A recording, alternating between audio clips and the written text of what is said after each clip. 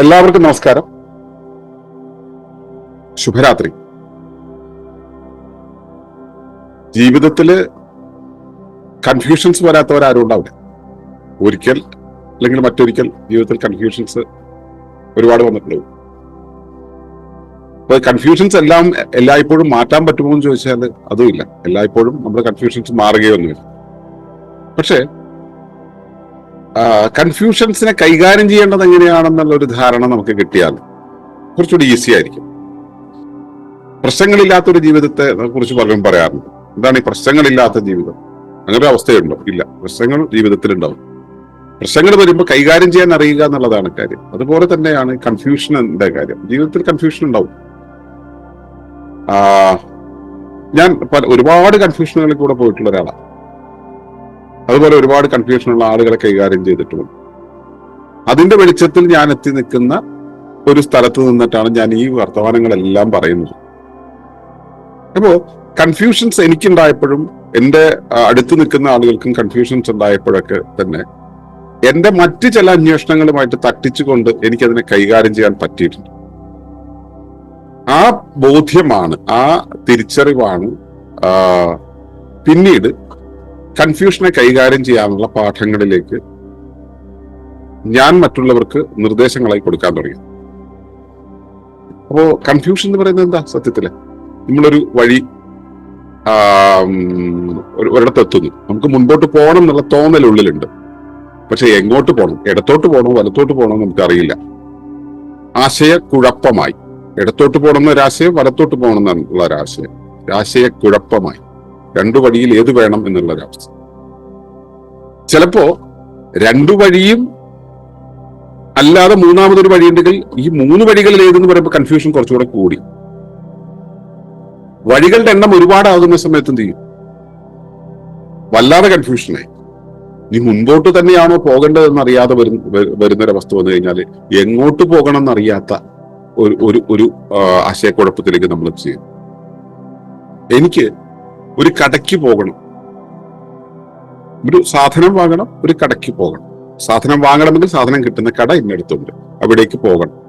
അവിടെ ചെല്ലുമ്പോൾ കട തുറന്നിട്ടില്ലെങ്കിൽ മറ്റൊരിടത്തേക്ക് പോകേണ്ടി വരും. അത് പിന്നീടുള്ള കാര്യമാണ്. പക്ഷെ ഇപ്പോൾ ഞാൻ ഇവിടെ നിന്ന് ആ കടയിലേക്ക് പോകണം എന്നുണ്ടെങ്കിൽ എനിക്ക് ആ കടയിലേക്ക് പോവുക എന്നുള്ളതിനൊരു കാരണം വേണം. കടയ്ക്ക് പോകാൻ വേണ്ടി ഒരു കാരണം ഉണ്ടാക്കുകയല്ല, ഒരു കാരണമുണ്ടെങ്കിലാണ് കടയ്ക്ക് പോവുക എന്നുള്ളൊരു ആശയം എൻ്റെ ഉള്ളിൽ രൂപപ്പെടുക. അപ്പൊ എനിക്ക് ഈ ഒരു പേന വാങ്ങണം. അപ്പൊ പേന കിട്ടുന്ന കട, പേന എന്തായാലും നമ്മുടെ ചെടിയിൽ മുളയ്ക്കില്ല, നമ്മുടെ കയ്യിൽ ഉണ്ടാവില്ല. അപ്പോൾ നമ്മൾ പേന വാങ്ങേണ്ടി വരും. വാങ്ങണമെങ്കിൽ അതൊരു കടയിൽ പോകണം. നമുക്ക് അങ്ങനെയാണ് പേന വാങ്ങിക്കാൻ പറ്റുക, കടയിൽ പോകണം. കട എന്ന് പറയുമ്പോൾ പേന കിട്ടുന്ന കട ഇന്നടത്തുണ്ട്. ആ ഇന്നടത്തുണ്ട് എന്നുള്ളത് എനിക്ക് അറിയാമെങ്കിൽ ഞാൻ ആ വഴിക്ക് പോകും. ഞാൻ പുതിയൊരു സ്ഥലത്താണ് നിൽക്കുന്നത്. അപ്പോ എനിക്ക് എന്റെ ഉള്ളിൽ കുറച്ച് ശേഷികളുണ്ട്. ഭാഷ ഉപയോഗിക്കാൻ അറിയാം, വർത്തമാനം പറയാനറിയാം. അപ്പൊ ഞാൻ പൊതുജനത്തെ കാണുന്ന ഒരിടം വരെ ഞാൻ മുൻപോട്ട് പോകും. പൊതുജനത്തെ കാണുന്ന ഒരിടത്ത് വെച്ച് ഞാൻ എന്റെ യാത്ര നിർത്തിയിട്ട് അടുത്ത ഒരാളോട് ചോദിക്കുന്നു, ഒരു പേന വാങ്ങാനുള്ള കട എവിടെയാണ് ഉണ്ടാവുക? അപ്പോൾ അയാൾ എനിക്ക് കട കാണിച്ചു തരും, അല്ലെങ്കിൽ എനിക്കറിയില്ല, അടുത്ത ഇന്ന ആളോട് ചോദിക്കൂ എന്ന് പറയുന്നു. അപ്പൊ അങ്ങനെ കണക്ട് ചെയ്ത് എവിടെയാണ് പേന കിട്ടുക എന്നുള്ള കാര്യം ഒരു ഇൻഫർമേഷൻ ആയിട്ട് ഞാൻ എടുത്ത് ആ കിട്ടുന്നിടത്തേക്ക് പോകുന്നു. അപ്പോ പേന വേണം എന്നുള്ള ഒരു ആവശ്യം എൻ്റെ ഉള്ളിലുണ്ട്. അത് സാക്ഷാത്കരിക്കുക എന്നുള്ളതാണ് ഈ പേന വാങ്ങാൻ പോവുക എന്നുള്ളത് കൊണ്ട് ഞാൻ ഉദ്ദേശിക്കുന്നത്. പേന വേണം എന്നുള്ള എന്റെ ആവശ്യത്തെ സാക്ഷാത്കരിക്കുക. അപ്പോ അത് എവിടെ കിട്ടും എന്നുള്ള ഒരു അറിവ് എനിക്ക് വേണം, അല്ലെങ്കിൽ ആ അറിവ് നേടാനുള്ള വഴികൾ എനിക്ക് വേണം, അതിനുള്ള ശേഷികൾ എനിക്ക് വേണം. അങ്ങനെയാണ് ഞാൻ പേന വാങ്ങുക എന്നുള്ള പ്രോസസ്സിലേക്ക് എത്തുന്നത്. അതിനുശേഷം പിന്നെ പേന വാങ്ങിക്കഴിയുമ്പോഴോ ഞാൻ ആ പേനയും കൊണ്ട് തിരിച്ചു വരുന്നു. ഞാൻ എവിടെയാണോ തുടങ്ങുന്നത് അവിടേക്ക് എത്തുന്നു, അല്ലെങ്കിൽ പേന വാങ്ങിച്ചുകൊണ്ട് എവിടേക്കാണോ പോകേണ്ടത് അവിടേക്ക് പോകുന്നു. അവിടെ നിന്നുകൊണ്ട് പേന കൊണ്ട് ചെയ്യേണ്ടുന്ന കാര്യങ്ങൾ എന്തോ അത് ചെയ്യുന്നു എന്ന് അങ്ങനെ അങ്ങ് പോകുന്നു. ഇതാണ് കൺഫ്യൂഷൻ ഇല്ലാത്ത യാത്ര. പേന വാങ്ങണം എന്ന് പോലും അറിയില്ലെങ്കിൽ കടയ്ക്ക് പോകണമെന്ന് മാത്രം അറിയാലോ. ഇപ്പൊ ഒരു ഡ്രൈവർ ആണെന്നിരിക്കട്ടെ, ഡ്രൈവർ അവിടെ മുതലാളി പറഞ്ഞു, നാളെ രാവിലെ കടയ്ക്കൊന്ന് പോകണം, നീ ഇവിടെ രാവിലെ വാ എന്ന് പറഞ്ഞു. അപ്പോ ഇയാള് അവിടെ വന്നു നിന്നു. ഡ്രൈവറാണ്, ഇയാൾക്ക് ഈ ജോലി ചെയ്തേ മതിയാകും. പക്ഷെ എവിടെ പോകണമെന്ന് മുതലാളി പറഞ്ഞിട്ടില്ല. അയാൾ എന്ത് ചെയ്യും? കാത്തു നിൽക്കും. അയാൾക്ക് വയറിന് അസ്വസ്ഥ ഉണ്ട്, അപ്പൊ അടുത്തുള്ള കടയിലാണോ ദൂരെയുള്ള കടയിലാണോ പോകുന്നതെന്ന് അറിയില്ല. മുതലാളി എപ്പോ വിളിക്കുന്നറിയില്ല. ഇയാൾക്ക് ടോയ്ലറ്റിൽ പോകണം. വ്യത്യസ്ത ആവശ്യങ്ങൾ അവിടെ വന്നു. അടുത്താണോ പോകേണ്ടത്, ദൂരെയാണോ പോകേണ്ടത്, തീരുമാനമില്ല. ടോയ്ലറ്റിൽ പോകണം, അസ്വസ്ഥത, മുതലാളി വിളിക്കും. ഒട്ടേറെ കാര്യങ്ങൾ ഇങ്ങനെ മുൻപിൽ വന്നു ചേരുകയാണ്. അയാൾക്ക് ഉണ്ടാവുന്നത് ആശയക്കുഴപ്പമല്ലേ, ഒരു കൺഫ്യൂഷൻ ഉണ്ടാവുന്നില്ലേ? ഇതുപോലെ നമ്മൾ എത്തി നിൽക്കുന്ന സാഹചര്യത്തിൽ നമുക്ക് വന്നു ചേരുന്ന ആശയ വ്യക്തതയില്ലായ്മ, അതിനെയാണ് ആശയക്കുഴപ്പം എന്ന് പറയുന്നത്, കൺഫ്യൂഷൻ എന്ന് പറയുന്നത്. അപ്പൊ ഇത് സാധാരണ എല്ലാവർക്കും നിത്യജീവിതത്തിൽ വന്നു ചേരുന്നതാണ്. നമ്മളിപ്പോ ഒരു കാര്യത്തിന് വേണ്ടി പോകാം എന്ന് കരുതി ഇറങ്ങുന്ന സമയത്ത് പെട്ടെന്ന് ഒരു അതിഥി കയറി വരുന്നു. ഈ അതിഥിയെ ഒഴിവാക്കാൻ നമുക്ക് കഴിയില്ല. ഈ അതിഥി എന്നുള്ള ആൾക്ക് എന്താവശ്യമെന്ന് അയാൾ പറഞ്ഞിട്ടുമില്ല. നമുക്കാണെങ്കിൽ പെട്ടെന്ന് പോകണം. ഈ സമയത്ത് എന്ത് ചെയ്യാം? പോകേണ്ട ആവശ്യം വളരെ വളരെ വലുതാണെങ്കിൽ, ഞാനൊരു കാര്യത്തിന് ഇറങ്ങിയാണ്, ഒരു മരിച്ച വീട്ടിൽ പോകാൻ ഇറങ്ങിയാണ്, അപ്പൊ ഞാൻ ഇവിടെ ഇറങ്ങിക്കോട്ടെ, ഇരിക്കൂ ട്ടോ എന്ന് പറയാം. അങ്ങനെ പറയാൻ പറ്റുന്ന സാഹചര്യം അല്ലെങ്കിൽ വീണ്ടും നമ്മൾ കുടുങ്ങി. അപ്പോ നമ്മുടെ ആവശ്യത്തിന്റെ ആഴം, അതിന്റെ തീവ്രത, ഇങ്ങനെയുള്ള കാര്യങ്ങളും അതിനെ ബാധിക്കുന്നുണ്ട്. അപ്പൊ നമ്മളെ ഈ മുൻപോട്ട് പോകുന്ന യാത്രയിൽ നമ്മളെ കൺഫ്യൂസ് ചെയ്യിക്കാൻ കാരണമാകുന്ന ബിംബങ്ങൾ, അതിന്റെ ശക്തി, അതിന്റെ സ്വാധീനം, ഇതൊക്കെ ഇങ്ങനെ ബാധിക്കുന്നുണ്ട്. അപ്പോ പലപ്പോഴും നിത്യജീവിതത്തിൽ വന്നു ചേരുന്ന ഇത്തരം ആശയക്കുഴപ്പങ്ങൾ നമ്മുടെ മുന്നിലെത്തും. അതൊക്കെ മാനേജ് ചെയ്ത് ശീലിക്കുക എന്നുള്ളതേ ഉള്ളൂ. മുമ്പിൽ ഒരാൾ വരുമ്പോ അയാളോട് ചേട്ടാ ഇരിക്കൂട്ടോ, ഞാനിപ്പോ വരാം എന്ന് പറഞ്ഞിട്ട് പോകുന്ന ഒരവസ്ഥ. എന്റെ ഒരു സുഹൃത്തുണ്ട്. അയാള് ഒരിടത്ത് നിൽക്കുന്ന സമയത്ത് ഒരാൾ വിളിച്ചാൽ അയാളെ നിൽക്കുന്നതിന്റെ വടക്ക് എന്നുള്ള ഒരാൾ വിളിച്ചിട്ടുണ്ടെങ്കിൽ എവിടെയാ നിൽക്കുന്നത്, വടക്കാണോ, ഞാനിപ്പോ വരാട്ടോ എന്ന് പറഞ്ഞിട്ട് പുള്ളി അടുത്ത നിമിഷം വണ്ടി എടുത്തിട്ട് തെക്കോട്ട് പോകുന്നതാണ് എന്നോട് പറഞ്ഞു. അവനോട് നിൽക്കട്ടെ, ഞാൻ എന്തിനാ അവന്റെ പുറകെ പോകണമെന്ന് ചോദിച്ചു. എറണാകുളംകാരുണ്ട്. അപ്പൊ ഞാൻ ആലോചിച്ചു, അവനങ്ങനെ അവൻ എന്റെ ആദ്യത്തെ സംഗീത വിദ്യാർത്ഥിയും കൂടെയാണ്. ഇപ്പൊ ഞാൻ അവരുടെ പേര് പറയുന്നില്ല, രസികനാണ്, ചലച്ചിത്ര സംവിധായകനൊക്കെയാണ്. അപ്പോ ഞാൻ ആലോചിച്ചു, എങ്ങനെയാണ് അങ്ങനെ ഞാൻ വടക്കുള്ള ഒരാളോട് വരാമെന്ന് പറഞ്ഞിട്ട് തെക്കോട്ടുള്ള ഒരാളുടെ നേരെ പോകാൻ കഴിയുന്നത് എങ്ങനെയാണെന്നുള്ളത്. ഇയാൾക്ക് പോകേണ്ടത് അങ്ങോട്ടേക്കല്ലേ? അയാളുടെ വിളി വന്നു കഴിഞ്ഞാൽ അയാൾ അങ്ങോട്ടേക്കല്ലേ പോകേണ്ടത്? അതിനുവേണ്ടി അയാൾ കമ്മിറ്റഡ് അല്ലേ? ഞാൻ വരാമെന്ന് പറഞ്ഞാൽ പിന്നെ കമ്മിറ്റഡ് അല്ലേ? അല്ലെങ്കിൽ വരില്ല എന്ന് പറയണ ആര്? കമ്മിറ്റഡ് ആണ്, എന്നിട്ടും പോകുന്നില്ല, എന്നിട്ട് വേറൊരു വഴിക്ക് പോകുന്നു. ഇത് എങ്ങനെയാണ് അവർക്ക് സാധിക്കുന്നത് എന്ന് ആലോചിച്ചു. നമുക്ക് വന്നു ചേരുന്ന ഉത്തരവാദിത്തങ്ങളെ നമ്മൾ അറിയുക പോലും ചെയ്യാതെ നിൽക്കാറുണ്ട്. ഇന്ന് ഞാനിപ്പോ നീ കൂടെ ഇങ്ങനെ യാത്ര ചെയ്യുന്ന സമയത്ത് നെന്മാറ കോളേജിന്റെ സൈഡിൽ ഒരു വനപ്രദേശമുണ്ട്. ആ വനപ്രദേശത്തിന്റെ ഇവിടെ കാറ് പാർക്ക് ചെയ്യരുത്, ഭക്ഷണം കഴിക്കരുത്, വേസ്റ്റ് ഇടരുത്, പ്ലാസ്റ്റിക് ഇടരുത്, ഒരു ബോർഡ് കണ്ടു. എന്റെ തൊട്ടപ്പുറത്ത് ഇവിടെ ആളുകൾ നിൽക്കരുത്, ഇത് പ്ലാസ്റ്റിക് നിരോധിത മേഖല എഴുതി വെച്ചിരിക്കും. ഇങ്ങനെ നോക്കുന്ന സമയത്ത് പ്ലാസ്റ്റിക് നിരോധിത മേഖല എന്ന് എഴുതിയ ബോർഡ് ചെറുതും പ്ലാസ്റ്റിക്കിന്റെ ഡെപ്പോസിറ്റ്സ് വലുതും ഇഷ്ടം പോലെ. അവിടെ അതിനും അപ്പുറത്ത് പിന്നെ ഈ വേറെ ഒന്ന് രണ്ട് ബോർഡുകൾ കണ്ടപ്പോൾ മനസ്സിലായി, സദാചാരക്കാരുടെ ഒരു ചെറിയ അസ്കിത കൂടായ ബോർഡ് വെച്ച ആളുകൾക്കും ഒക്കെ ഉണ്ടെന്നുള്ളത്. അപ്പോ ഞങ്ങളുടെ ഒരു ചർച്ചയിൽ ഉരുത്തിരിഞ്ഞ ഒരു കാര്യം, ഇപ്പോ ചില സ്ഥലങ്ങളിൽ ഒരു സ്ത്രീ, അത് കഴിഞ്ഞ് പിന്നെ കാണുന്നത് നെന്മാറ കോളേജ് ബസ് സ്റ്റോപ്പിലുള്ള പ്രണയങ്ങൾ, ഇങ്ങനെയുള്ളതൊക്കെയാണ് കാണുന്നത്. അപ്പോ അതിൽ മാറി നിന്ന് സംസാരിക്കുന്ന ആളുകളുമൊക്കെ. അപ്പോ അവിടെയും കണ്ട കാഴ്ചയും ഇവിടുത്തെ ബോർഡുകളൊക്കെ തമ്മിൽ എന്തൊക്കെയോ ബന്ധമുണ്ടെന്ന് തോന്നിപ്പോയി. അപ്പോ സദാചാരക്കാർ ഇവരോട് വന്ന് ചോദിക്കുകയാണ്, നിങ്ങൾ എന്താ ഇവിടെ ഒരുമിച്ച് നിൽക്കുന്നത് എന്നൊരു ചോദ്യം ചോദിച്ചിട്ടുണ്ടെങ്കിൽ തിരിച്ചു ചോദിക്കേണ്ടുന്ന ഒരു ചോദ്യം, അവർ ഒരുമിച്ച് നിന്ന സദാചാരമാണോ, അത്തരമൊരു ധാർമ്മിക ബോധമാണോ നിങ്ങൾക്ക് ഉണ്ടാകേണ്ടത്, അതോ ഈ കിടക്കുന്ന പ്ലാസ്റ്റിക് കണ്ടിട്ട് അതിനെ റിമൂവ് ചെയ്യാനും അത് ഇടാതിരിക്കാനുമുള്ള ഒരു ധാർമ്മിക ബോധമാണോ എന്നുള്ളത്. അപ്പൊ ഉത്തരവാദിത്വം എന്ന് പറയുന്നത് സദാചാരം സംരക്ഷിക്കാണ്ട് പ്ലാസ്റ്റിക് അവിടെ ഇടാതിരിക്കുന്ന കാര്യത്തിലോ ആ പ്രദേശം ഭംഗിയായോ സുന്ദരമായോ സുരക്ഷിതമായോ സൂക്ഷിക്കുന്ന കാര്യത്തിൽ അവർക്ക് ഒരു ഉത്തരവാദിത്വവും ഇല്ല. സദാചാരം സൂക്ഷിക്കുന്നതിൽ ഭയങ്കര ഉത്തരവാദിത്വം. അപ്പൊ ഈ ഉത്തരവാദിത്വം എന്നുള്ള കാര്യം എനിക്ക് ചെയ്യേണ്ടുന്ന ഒരു അതായത് ഞാൻ വടക്കോട്ട് വരാന്ന് പറഞ്ഞാൽ വടക്കോട്ട് പോകേണ്ടതുണ്ട് എന്നുള്ള ഉത്തരവാദിത്വം ഞാൻ പാലിക്കുന്നില്ല. ഞാൻ വളരെ ഈസി ആയിട്ട് പോകും. എന്നെ സംബന്ധിച്ചിടത്തോളം ഞാൻ ഒരാളോട് അങ്ങനെ ഒരു വാക്ക് പറഞ്ഞിട്ടുണ്ടെങ്കിൽ അതിനുവേണ്ടി ഞാനൊരു ജീവിതം ചിലപ്പോൾ മാറ്റിവെച്ചു തരും. ഞങ്ങൾ 3-4 പേരെടുത്ത ഒരു തീരുമാനമാണ് ഇങ്ങനെ സുസ്ഥിര ജീവനം ഗ്രാമം ഉണ്ടാക്കാനും ഈ ആശയങ്ങൾ ആളുകളുടെ ഇടയിൽ പ്രചരിപ്പിക്കാനും വേണ്ടിയുള്ള ഒരു സംവിധാനം, ഒരു പ്ലാറ്റ്ഫോം എന്നുള്ള രീതിയിൽ നമ്മുടെ ഈ ക്ലബ്ബ് മുൻപോട്ട് പോകണമെന്ന് ഞങ്ങളൊരു 5-6 പേര് ഇന്ന് തീരുമാനമാണ്. എന്റെ കൂടെ അന്ന് തീരുമാനത്തിലുണ്ടായിരുന്ന ഒരാൾ ഇന്ന് ജീവിച്ചിരിപ്പില്ല. എല്ലാവരും അസുഖം കൊണ്ടോ അപകടം കൊണ്ടോ ഒക്കെ മരിച്ചുപോയി. അന്ന് ഞങ്ങൾ എടുത്ത ഒരു വാക്കാണ്. ആ വാക്കിന്റെ പുറത്ത് ഞാനിപ്പോഴും ഇത് ചെയ്തുകൊണ്ടിരിക്കുന്നു, ഇത് തന്നെ ചെയ്തുകൊണ്ടിരിക്കുന്നു, ഇത് മാത്രമേ ചെയ്യുന്നുള്ളൂ. അപ്പൊ നമുക്ക് പദം എന്ന് പറയുന്നത്, നമ്മളൊരു ഒരു വാക്ക് പറഞ്ഞിട്ടുണ്ടെങ്കിൽ അതിനോടൊരു ഉത്തരവാദിത്വം നല്ലൊരവസ്ഥ നമ്മൾ പാലിക്കേണ്ടി വരും.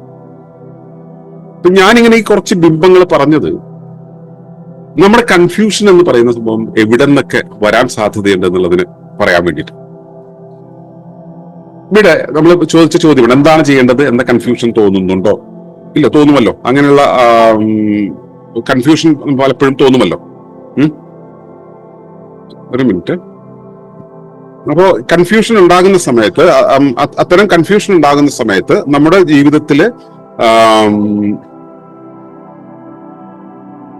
നമ്മൾ എന്തിനാണ് ഈ സാഹചര്യവശാൽ ഉണ്ടാകുന്ന കൺഫ്യൂഷൻസിനെ നമുക്ക് മനസ്സിലാവും. സാഹചര്യങ്ങൾ കൊണ്ടുണ്ടാകുന്ന താൽക്കാലികമായിട്ടുള്ള കൺഫ്യൂഷൻസിനെ നമുക്ക് മനസ്സിലാവും. എന്നാൽ എന്റെ ജീവിതം തന്നെ എങ്ങോട്ടാണ് കൊണ്ടുപോകേണ്ടതെന്ന് അറിയാത്ത അത്തരം കൺഫ്യൂഷൻസ് നമുക്ക് ഉണ്ടാകാറില്ലേ? ഉണ്ടല്ലോ. ഇപ്പോ അല്പം ആത്മീയതയോ ഫിലോസഫിയോ ഒക്കെ പറയുന്ന ഒരാൾ ആണ് നിങ്ങളെങ്കിൽ, ഞാൻ അങ്ങനെ ആളാണല്ലോ. അതുകൊണ്ട് ഞാൻ സ്ഥിരം കേൾക്കുന്ന ഒരു ചോദ്യം, പ്രത്യേകിച്ചും ഈ സ്കൂളുകളിലും കോളേജുകളിലും സന്നദ്ധ സംഘടനകളിലും ക്ലാസ് എടുക്കാൻ പോകുമ്പോൾ, അതുപോലെ തന്നെ ക്യാമ്പുകളിൽ നമ്മുടെ ഈ ചോദ്യോത്തര സമയത്തൊക്കെ വരുന്ന ഒരു പ്രധാനപ്പെട്ട ചോദ്യം എന്ന് വെച്ചാല് നമ്മുടെ ഹ്യൂമൻ ലൈഫിന്റെ പർപ്പസ് എന്താ, ജീവിതത്തിന്റെ ഉദ്ദേശ്യം എന്താ? അത് ഓരോരുത്തർ ഓരോ വിധത്തിൽ ചോദിക്കും. ഈ എല്ലാവർക്കും ഇത് അറിയാൻ താല്പര്യമുണ്ട്, എന്റെ ജീവിതത്തിന്റെ പർപ്പസ് എന്താണെന്ന് അറിയാൻ താല്പര്യമുണ്ട്. അപ്പോ ഞാൻ ആദ്യം പറഞ്ഞ ഒരു അവസ്ഥ, അതായത് നമുക്ക് കൺഫ്യൂഷൻ ഉണ്ടാവുന്നു എന്നുള്ളൊരവസ്ഥ ഒരിടത്ത്. രണ്ടാമത്തെ അവസ്ഥ എന്ന് പറയുന്നത്, ആ കൺഫ്യൂഷൻ എന്ന് പറയുന്നത് നൈമിഷികമായിട്ടുള്ള കൺഫ്യൂഷൻസ് ഉണ്ടാവാം, സാന്ദ്രമായിട്ട് പലതരം കൺഫ്യൂഷൻസ് ഉണ്ടാവാം. അതല്ല ജീവിതത്തിൽ ഉടനീളം ഉണ്ടാവുന്ന, അല്ലെങ്കിൽ ജീവിതത്തെ തന്നെ ഇനി എന്ത് ചെയ്യണം എന്നറിയാത്ത കൺഫ്യൂഷൻ ഉണ്ടാവാം. അങ്ങനെയുള്ള കൺഫ്യൂഷനുള്ള ഒരു ഉത്തരമാണ് നമ്മൾ ഇവിടെ പറഞ്ഞത്. എന്ത് ചെയ്യുവാനാണ് നമ്മൾ ഉണ്ടായിട്ടുള്ളത് എന്ന് അറിഞ്ഞാൽ മതിയാകുന്നു. അപ്പൊ കടയ്ക്ക് പോകണം എന്നുള്ളതിന് വേണ്ടിയിട്ട് ഞാൻ എന്നെ നിയോഗിച്ചു. എന്റെ നിയോഗം എന്താണെന്ന് അറിഞ്ഞാൽ മതി. ഡ്രൈവറാണ് ഞാൻ, എന്നോട് കടയ്ക്ക് പോകണമെന്ന് പറഞ്ഞു. കടയ്ക്ക് പോകാൻ ഏത് കടയിൽ പോയി എന്ത് വാങ്ങിക്കണമെന്ന് പറയുന്നത് വരെ അവിടെ വെയിറ്റ് ചെയ്താൽ മതി. എന്റെ നിയോഗം എന്താണെന്ന് അറിഞ്ഞാൽ മതി. എനിക്ക് കൺഫ്യൂഷൻ ഇല്ല. കാരണം രാവിലെ മുതൽ വൈകുന്നേരം വരെ ഡ്രൈവറായി ജോലി ചെയ്യുക എന്നുള്ള ഉത്തരവാദിത്തമാണ്. എന്റെ ഉത്തരവാദിത്തം എന്ന് പറയുന്നത് അങ്ങോട്ട് പോകാൻ പറയുമ്പോൾ അങ്ങോട്ട് പോവുകയും ഇങ്ങോട്ട് പോകാൻ പറയുമ്പോൾ ഇങ്ങോട്ട് പോവുകയും ആണ്. അതിനും അപ്പുറത്ത് എനിക്ക് ഇതിനകത്ത് ഒരു റോളില്ല. അവിടെ പോയി അത് വാങ്ങിച്ചിട്ട് വാ എന്ന് പറയുമ്പോൾ അത് വാങ്ങിച്ചിട്ട് വന്നാൽ മതി. അതുവരെ എനിക്ക് പ്രത്യേകിച്ച് റോളില്ല, എനിക്ക് ഞാനൊന്നും ചെയ്യേണ്ട കാര്യമില്ല. അപ്പൊ അതുവരെയും ഞാൻ കാത്തിരുന്നാൽ മതി. അതിനു പകരം കടയ്ക്ക് പോകണം കേട്ടോ എന്ന് പറഞ്ഞാൽ, പണ്ട് എന്റെ അമ്മ എന്നോട് കടയ്ക്ക് പോകാൻ പറയുമ്പോൾ ഞാൻ അമ്മയെ കളിയാക്കാനൊക്കെ വേണ്ടിയിട്ട് ഈ കുസൃതി കാണിക്കുന്നതിന്റെ ഭാഗമായിട്ട് കടയ്ക്ക് പോയിട്ട് വരാൻ, സന്തോഷം കടയ്ക്കൊന്ന് പോയിട്ട് വരണം എന്ന് പറഞ്ഞാൽ ഞാൻ കടയ്ക്ക് പോയിട്ട് വരും. എന്നിട്ട് എവിടെയെന്ന് ചോദിക്കുമ്പോൾ എന്തെന്ന് ഞാൻ അങ്ങോട്ട് ചോദിക്കും. അമ്മ എന്താന്ന് പറഞ്ഞില്ലല്ലോ, പറയുന്നതിന് മുമ്പ് നീ പോയില്ലേ എന്നുള്ള, നമ്മൾ ഈ കുസൃതി കാണിക്കുമ്പോൾ ഇതുപോലെ പലതും കാണിക്കുമല്ലോ. ഇതുപോലുള്ളൊരു അവസ്ഥ. കടയ്ക്ക് പോകാൻ പറഞ്ഞാൽ അത് പോകാൻ പറഞ്ഞു എന്നുള്ളത് കൊണ്ട് മാത്രം പോകേണ്ട കാര്യമില്ല. എന്തിന് പോകണം, എവിടേക്ക് പോകണം സ്പെസിഫിക് ആവുന്ന സമയത്ത് പോയി വാങ്ങിച്ചിട്ട് വന്നാൽ മതി. അപ്പോഴാണ് നമ്മുടെ ഉത്തരവാദിത്വം പൂർത്തീകരിക്കുക. ആ എന്തിന് എവിടെ എന്നുള്ള സ്പെസിഫിക്കേഷൻ വന്നിട്ടില്ലെങ്കിലോ ഡ്രൈവറുടെ പരിപാടി എന്താ, ഡ്രൈവറുടെ ഉത്തരവാദിത്വം എന്താ? ആ സ്പെസിഫിക്കേഷൻ വരുന്നവരെ അവിടെ കാത്തിരിക്കുക. ആ കാത്തിരിക്കുന്ന സമയത്ത് അയാൾ എന്താ ചെയ്യുക? ഈ ആധുനിക കാലത്താണെങ്കിൽ അയാൾ എന്താ ചെയ്യുക? അയാളെ മൊബൈൽ എടുത്തിട്ട് അയാളിങ്ങനെ യൂട്യൂബും മറ്റേ വാട്സപ്പിലെ വീഡിയോസും ഒക്കെ കണ്ടുകൊണ്ടിരിക്കും. അയാളുടെ വിശ്രമത്തിലാണ്. അയാൾക്ക് പ്രത്യേകിച്ച് നിയോഗങ്ങളില്ല, അയാൾക്ക് ശാന്തമായിട്ടിരിക്കാം. അതേസമയം ആ ഡ്രൈവർ തന്നെ മറ്റേയാൾ ഇനിയിപ്പോ അങ്ങോട്ട് പോകാൻ പറഞ്ഞാലോ, അതിനു മുമ്പ് ഞാൻ ടോയ്ലറ്റിൽ പോകേണ്ടി വന്നാലോ, അല്ലെങ്കിൽ ഞാൻ ഭക്ഷണം കഴിച്ചാലോ, അല്ലെങ്കിൽ കഴിക്കാതിരുന്നാലോ എന്ന് കരുതി ഈ യാത്രയെക്കുറിച്ച്, അയാൾ അന്ന് ചെയ്യേണ്ടത് ജോലിയെക്കുറിച്ച് അയാൾ വ്യാകുലപ്പെട്ടുകൊണ്ടിരുന്നാലോ, അയാളുടെ സ്വസ്ഥത പോയി. അതിനനുസരിച്ച് അയാൾ പിന്നീട് ചെയ്യുന്ന ജോലിയുടെ സമയത്തും അയാൾക്ക് ലോഡ് കൂടുതലായിരിക്കും, അയാളുടെ ശരീരത്തിൽ ലോഡ് കൂടുതലായിട്ട് തോന്നും. അപ്പോ ഈ നമുക്കൊരു ഉത്തരവാദിത്വം നമ്മുടെ മുകളിൽ കിട്ടിയിട്ടുണ്ടെങ്കിൽ ആ ഉത്തരവാദിത്വം നിർവഹിക്കുക എന്നുള്ളതാണ് നമ്മൾ ചെയ്യേണ്ടത്. ആ ഉത്തരവാദിത്വം എന്താണെന്ന് സ്പെസിഫിക് ആയിട്ട് മനസ്സിലാകുന്നത് വരെയും ഒന്നും ചെയ്യേണ്ട കാര്യമില്ല, മിണ്ടാതിരുന്നാൽ മതി. എന്തെങ്കിലും ചെയ്തല്ലേ പറ്റൂ എന്ന് വിചാരിക്കുന്ന ചില ഡ്രൈവർമാരുണ്ട്. അവര് ഈ വ്യാകുലപ്പെടും. അത് അങ്ങനെ ചെയ്യണമല്ലോ ഇങ്ങനെ ചെയ്യണമല്ലോ എന്ന് കരുതി വ്യാകുലപ്പെടും. ഇത് തന്നെയാണ് നമ്മുടെ ജീവിതത്തെക്കുറിച്ച് നമുക്ക് പറയാനുള്ളത്. ജീവിതത്തിന്റെ ഒരു ഉദ്ദേശ്യമുണ്ട്. അതായത് ഡ്രൈവർ പണി കിട്ടിയ ഒരാളുടെ കഥ പറഞ്ഞതുപോലെ നമുക്കും ഒരു ഡ്രൈവർ പണിയുണ്ട്. അതായത് ഇവിടെ കാണുന്ന, ലോകത്ത് കാണുന്ന ഈ മൊത്തം സംവിധാനത്തിൽ നമുക്ക് ഒരു സ്ഥാനമുണ്ട് അല്ലെ. ഞാൻ ഇരിക്കുന്നിടത്തല്ലല്ലോ നിങ്ങൾ ഇരിക്കുന്നത്. എനിക്കൊരു സ്ഥാനമുണ്ട്, എനിക്കൊരു കാലമുണ്ട്. ഞാൻ ഒരു പർട്ടിക്കുലർ കാലം മുതൽ ഇന്നൊരു കാലം വരെ ഞാൻ ഇവിടെ ജീവിക്കുന്നു. എനിക്കൊരു ഉത്തരവാദിത്തമുണ്ട്. അത് നിങ്ങൾക്ക് ആർക്കും ഉള്ളതല്ല ഉത്തരവാദിത്തം, എനിക്ക് മാത്രം ഉത്തരവാദിത്തം.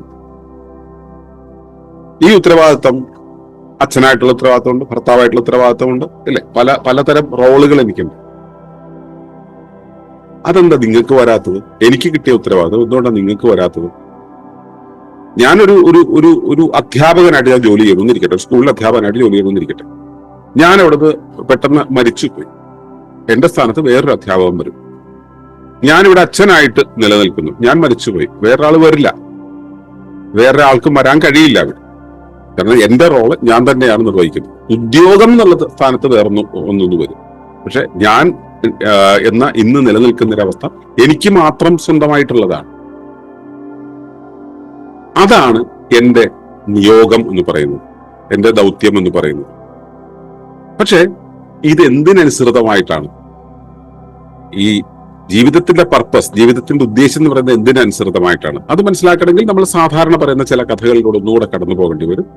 കൂടുകൾക്കകത്ത് കൂടുകളായി നിൽക്കുന്ന വ്യവസ്ഥ, പ്രപഞ്ചം എന്ന കൂടിനകത്ത് ഗാലക്സി ആകുന്ന കൂടുകൾ, ഗാലക്സികൾക്കകത്ത് നക്ഷത്ര സമൂഹങ്ങളുടെ കൂടുകൾ, അതില് സൗരയൂഥം എന്ന നക്ഷത്ര സമൂഹത്തിനകത്ത് ഗയ്യ എന്ന ഭൂമി എന്ന ഒരു കൂട്, അതിനകത്ത് ജീവരാശികളുടെ കൂട്, അതിനകത്ത് ജീവി എന്ന കൂട് അല്ലെങ്കിൽ ഞാൻ എന്ന കൂട്, അതിനകത്ത് എന്റെ അവയവങ്ങളാകുന്ന കൂടുകൾ, അവയവങ്ങൾക്കകത്ത് കലകളാകുന്ന കൂടുകൾ, കലകൾക്കകത്ത് കോശങ്ങളാകുന്ന കൂടുകൾ, ഇങ്ങനെ കൂടുകൾക്കകത്ത് ഇങ്ങനെ ക്രമമായിട്ട് അടുക്കി വെച്ചിരിക്കുന്നു. അതിൽ എന്റെ ശരീരമാകുന്ന കൂടിനകത്ത് കുറെ അവയവങ്ങളുണ്ട്. ഈ അവയവങ്ങൾ ഉണ്ടായിട്ടുള്ളതെല്ലാം തന്നെ എന്റെ ശരീരത്തെ സെർവ് ചെയ്യാൻ വേണ്ടിയിട്ടാണ്, എന്റെ ശരീര പ്രവർത്തനങ്ങളെ നടപ്പിലാക്കാൻ വേണ്ടിയിട്ടാണ്. എന്റെ കൈ ഉണ്ടായിട്ടുള്ളത് എന്റെ ശരീരത്തിലേക്ക് ഭക്ഷണം എടുത്തു വെക്കാനും പുറം ചൊറിയാനും വേണ്ടിയിട്ടാണ്. ഞാനുണ്ടായിട്ടുള്ളത് എന്റെ ഉപരിവ്യവസ്ഥയുടെ ഒരാവശ്യത്തെ നിർവഹിക്കാൻ വേണ്ടിയാണ്. അപ്പോ ഏതൊരു വ്യവസ്ഥ ഇവിടെ ഉണ്ടാകുന്നതും അതിന്റെ ഉപരിവ്യവസ്ഥയുടെ ഒരു ആവശ്യത്തെ നിർവഹിക്കാൻ വേണ്ടിയാണ്. ആ ആവശ്യത്തെയാണ് നമ്മൾ സാധാരണ രീതിയിൽ ധർമ്മം എന്ന് പറയുന്നത്. ഈ ധർമ്മം എന്ന് പറയുന്നത് എന്താണ്? ഇപ്പൊ പുറം ചൊറിയുക എന്റെ ധർമ്മമാണ്, എന്റെ കൈയുടെ ധർമ്മമാണ്. എന്റെ പുറം ചൊറിയുക എന്നുള്ളത് എന്റെ കൈയുടെ ധർമ്മമാണ്.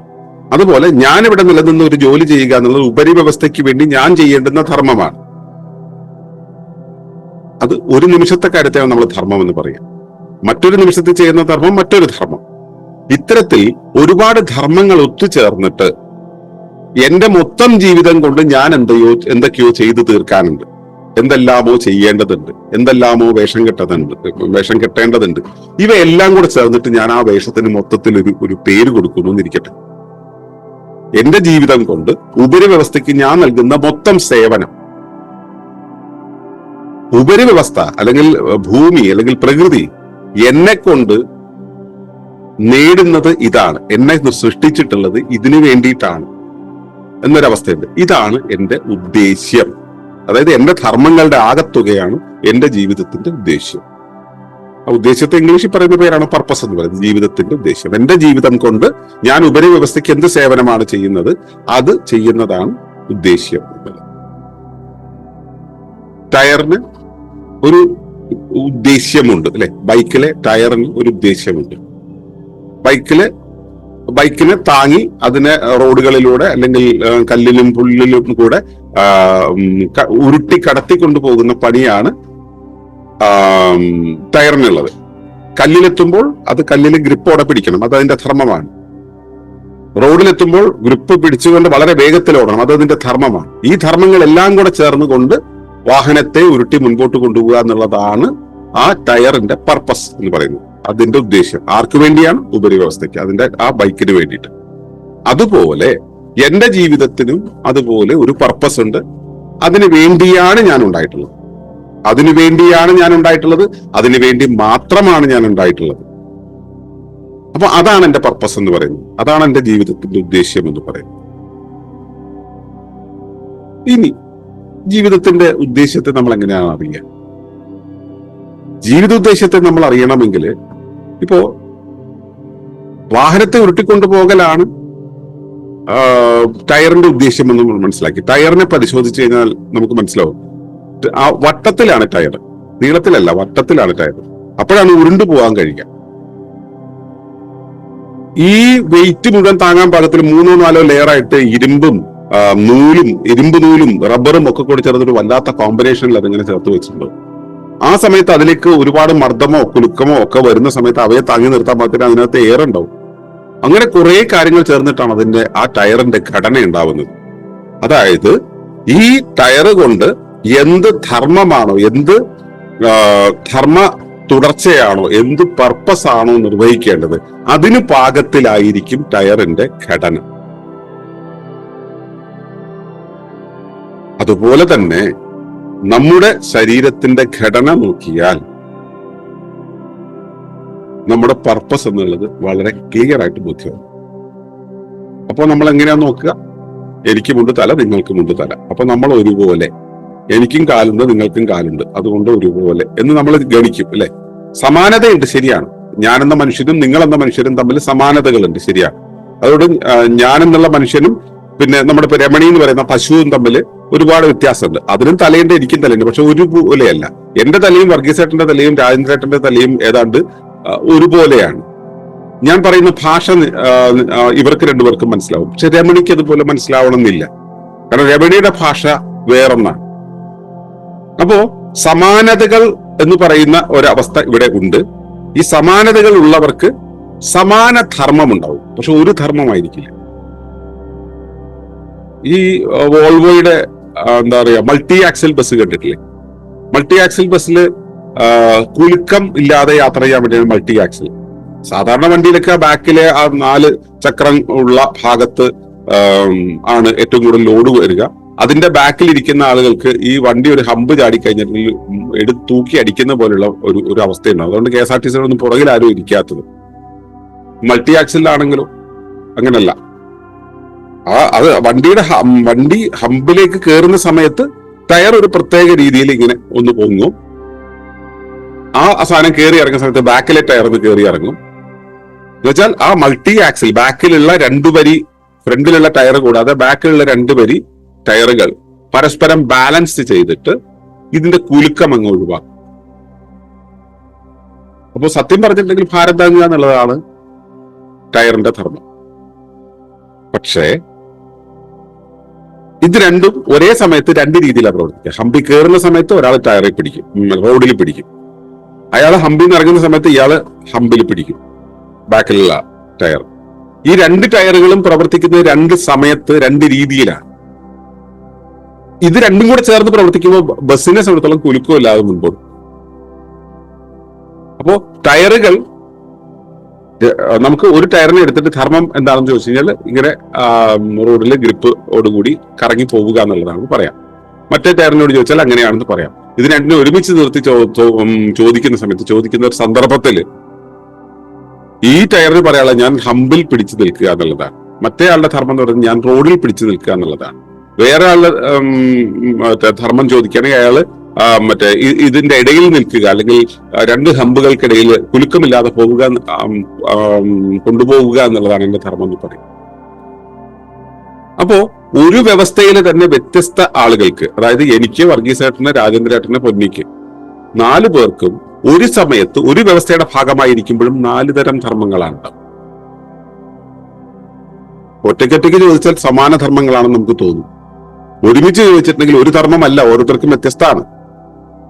വ്യത്യസ്തമായിട്ടുള്ള ധർമ്മങ്ങൾ ചേർന്നിട്ടാണ് നാം എന്നുള്ള ഒരു ജീവരാശി അല്ലെങ്കിൽ ഒരു സമൂഹം നമ്മുടെ ഉപരിവ്യവസ്ഥയ്ക്ക് ഒരു നമ്മളെ കൊണ്ടുണ്ടാവുന്ന ഒരു പർപ്പസ് സർവ് ചെയ്യുന്നത്, നമ്മുടെ ഉദ്ദേശ്യം പൂർത്തീകരിക്കുന്നു. നമ്മൾ ഒറ്റയ്ക്കൊറ്റയ്ക്ക് നോക്കുന്ന സമയത്തോ നമുക്കെല്ലാം ആ പൊതുവായിട്ടുള്ള ധർമ്മം, ഞാനും ഉപരിവ്യവസ്ഥയെ സെർവ് ചെയ്യുന്നു, രാജേന്ദ്രേട്ടനും ഉപരിവ്യവസ്ഥയെ സെർവ് ചെയ്യുന്നു, എല്ലാവരും സെർവ് ചെയ്യുന്നു. എല്ലാവർക്കും പറയുമ്പോൾ സമാനരാണ്, പക്ഷെ ഉദ്ദേശ്യങ്ങൾ ഒരുമിച്ച് നോക്കുന്ന സമയത്ത് വ്യത്യാസമുണ്ട്. അതിനനുസരിച്ചായിരിക്കും എന്റെ ഘടന. ഇപ്പൊ എനിക്ക് താളം എന്നത്, അല്ല, എന്റെ ഉള്ളിൽ സംഗീതം എന്നുള്ളത് വളരെ ഉയർന്ന രീതിയിൽ തന്നെ നിലനിൽക്കുന്നുണ്ട്. അപ്പോ എന്റെ ഗുരു എന്നോട് പറഞ്ഞു, നീ സംഗീതജ്ഞനാകേണ്ടതാണ്. സംഗീതമാണ് നിന്റെ വഴി. ഗുരു പറഞ്ഞൊന്നും ഞാൻ തെറ്റിച്ചിട്ടില്ല. പക്ഷെ എന്ത് ചെയ്താലും സംഗീതത്തിന്റെ ഒരു വഴിയിലേക്കല്ല എന്നെ പ്രകൃതി കൊണ്ടിടുന്നത്. എനിക്ക് എപ്പോഴും ഫിലോസഫിയുടെ വഴിയിലാണ് കൊണ്ടിടുന്നത്. അപ്പോ സംഗീതത്തിന്റെ വഴി ഒരിടത്ത്, ഫിലോസഫിയുടെ വഴിയുണ്ട്. ഇത് തമ്മിൽ ഒരു ചേർച്ചയില്ല. കുറെ കഴിഞ്ഞപ്പോ എനിക്ക് കാര്യം മനസ്സിലായി. ഞാൻ പറയുന്ന ഫിലോസഫിയില് മുഴുവൻ പ്രപഞ്ചത്തിന്റെ സംഗീതത്തെ കുറിച്ചാണ് പറയുന്നത്. സംഗീതത്തെക്കുറിച്ച് ഞാൻ എന്തു മനസ്സിലാക്കിയോ, സംഗീതത്തെക്കുറിച്ച് ഞാൻ എന്തെല്ലാം അറിഞ്ഞോ, അതുപയോഗിച്ച് ഞാൻ എങ്ങനെല്ലാം സംഗീതത്തെ ഒരു ഒരു ഒരു സൃഷ്ടിക്കുള്ള ഒരു ഒരു പ്ലാറ്റ്ഫോമായിട്ട് കരുതിയോ, ആ ശേഷികളും അറിവും എല്ലാം തന്നെ പ്രപഞ്ച സംവിധാനത്തെ വ്യാഖ്യാനിക്കുന്ന കാര്യത്തിൽ എന്റെ കൂടെ നിന്നിട്ടുണ്ട്. കമ്പ്യൂട്ടറിൽ സംഗീതം ഉപയോഗിക്കാൻ തുടങ്ങിയ കാലത്ത്, കമ്പ്യൂട്ടറിന്റെ ഈ മറ്റേ വിൻഡോസും ഒന്നും കണ്ടുപിടിക്കാത്ത ഒരു കാലത്ത് ഇന്ത്യയില് മറ്റേ കമ്പ്യൂട്ടർ ഉപയോഗിച്ചുകൊണ്ട് രാഗ ഡിക്ഷണറി ഉണ്ടാക്കിയ ആളാണ് ഞാൻ. അപ്പോ ഡാറ്റാബേസുകൾ ഉപയോഗിച്ചുകൊണ്ട് കമ്പ്യൂട്ടറിനെ കൊണ്ട് പാട്ട് പാടിക്കുക എന്നുള്ളൊരു പരിപാടി. അപ്പോ ഞാൻ കമ്പ്യൂട്ടറിനെ ഉപയോഗിച്ചത് ആ ഒരു രൂപത്തിലാണ്. ആ രൂപത്തിൽ ഉണ്ടാക്കി കഴിഞ്ഞപ്പോൾ എനിക്കുണ്ടായ ആ സംഗീതത്തെ കുറിച്ചുള്ള തിരിച്ചറിവ്, ഞാൻ അതിലേക്ക് എത്തിച്ചേർന്ന കഥകളൊക്കെ ഒരുപാടുണ്ട്. അതൊക്കെ പോട്ടെ. അപ്പോ സംഗീതത്തെ കുറിച്ച് എനിക്ക് ആരും പഠിപ്പിച്ച് കിട്ടിയത്, കമ്പ്യൂട്ടറിന്റെ മേഖലയിൽ ആരും പഠിപ്പിച്ചുണ്ടാക്കിയതല്ല. എനിക്കറിയുന്ന സംഗീതബോധം വെച്ച് കമ്പ്യൂട്ടറിനെ പാട്ട് പാടിപ്പിച്ചതാണ്. ഈ ഒരു അറിവുണ്ടല്ലോ, ആ അറിവ് പിന്നീട് ഇലക്ട്രോണിക്സിന്റെ മേഖലയില്, ഫിസിക്സിന്റെ മേഖലയില്, ജീവശാസ്ത്രത്തിന്റെ മേഖലയിൽ, ആരോഗ്യശാസ്ത്രത്തിന്റെ മേഖലയിൽ, പരിസ്ഥിതിയുടെ മേഖലയിൽ, വ്യത്യസ്ത അഭിനയത്തിന്റെ മേഖലയിൽ, നാടകത്തിന്റെ മേഖലയിൽ, കൂട്ടുജീവിതത്തിന്റെ മേഖലയിൽ, കൃഷിയുടെ മേഖലയിൽ, ചികിത്സയുടെ മേഖലയിലൊക്കെ പല മേഖലകളിൽ ഞാൻ പല കാലഘട്ടങ്ങളിലായിട്ട് വ്യാപരിച്ചു. പലതിലും ഞാൻ എക്സ്പെർട്ടൈസ് ചെയ്യുകയും ചെയ്തു. അക്കാഡമിക് ക്വാളിഫിക്കേഷൻ എടുത്തതല്ല കേട്ടോ, ഇതൊന്നും അതിന്റെ പുറകെ ഞാൻ പോയിട്ടില്ല. ഞാൻ ഇതിലൊക്കെ എക്സ്പെർട്ടൈസ് ചെയ്തു. ഈ ചെയ്തതെല്ലാം കൂടെ ഒരുമിച്ച് ചേർത്താൽ എന്താകുമോ അതാണ് ഒളിമ്പിക്സ്. അവിടെ ഓരോ കാര്യത്തിലും, ആരോഗ്യത്തെക്കുറിച്ച് പറയുമ്പോഴും ഒക്കെ അതിനകത്തേക്ക് കയറി, എന്ന് വെച്ചാൽ ഞാൻ വ്യാഖ്യാനിക്കാൻ വേണ്ടി ഫിലോസഫിയും മറ്റേ ശാസ്ത്രവും യുക്തിയും എല്ലാം ഉപയോഗിക്കും. പക്ഷെ അതിനകത്തേക്ക്, അതിന്റെ പ്രയോഗത്തിലേക്ക് കയറി എന്റെ അടുത്തേക്ക് എത്തുന്ന ഒരാൾക്ക് അതിൽ നിന്ന് മനസ്സിലാവുക അതിന്റെ സംഗീതമായിരിക്കും. എന്നെ കേൾക്കാൻ വരുന്ന അനുവാചകന് ഈ സംഗീതം എന്ന് പറയുന്ന സംഭവം ഉണ്ടാകണം എന്നില്ല. പ്രത്യേകിച്ചും ഒളിമ്പസ് കേൾക്കാൻ വരുന്നതിൽ ഭൂരിഭാഗം പേരും യുക്തിയുടെ പ്രഭാവം കൂടുതലുള്ളവരാണ്. അവർക്ക് ഈ സംഗീതം മനസ്സിലാവുക പോലുമില്ല. പക്ഷെ ഈ നമ്മളെ ഫോളോ ചെയ്യുന്ന പല ആളുകൾക്കും കിട്ടുന്ന ഒരു കാര്യം എന്ന് വെച്ചാൽ, നമുക്കൊരിക്കലും മനസ്സിലാക്കാൻ കഴിയാത്ത രീതിയിലുള്ള ഒരു ഇന്റർ കണക്ടിവിറ്റി എല്ലാ കാര്യങ്ങളും തമ്മിൽ നമുക്കിവിടെ അവതരിപ്പിക്കാൻ പറ്റുന്നത്, ഒളിമ്പസിൽ അവതരിപ്പിക്കാൻ പറ്റുന്നത് എല്ലാ കാര്യങ്ങളും തമ്മിലുള്ള ബന്ധം അത് സംഗീതമാണ്. അപ്പോ ഈ സംഗീതത്തിന്റെ ഈ ഒരു പരസ്പര ബന്ധത്തിന്റെ ജാലികയുണ്ടല്ലോ, അത് തത്വചിന്തയുടെ, എക്സിസ്റ്റൻസിന്റെ, സുസ്ഥിരതയുടെ, ആത്മീയതയുടെ ഒരു തലത്തിൽ അവതരിപ്പിക്കാൻ എനിക്ക് കഴിയുന്നു. എന്റെ അനുവാചകർക്ക് അത് കഴിയുന്നില്ല. പക്ഷെ അവർക്ക് ബോധ്യപ്പെടാൻ കഴിയുന്നു കുറെ പേർക്ക്. അതുകൊണ്ടാണ് അവർക്ക് ആ സമഗ്ര ബോധ്യം വന്ന് എന്റെ കൂടെ യാത്ര ചെയ്യുന്നത്.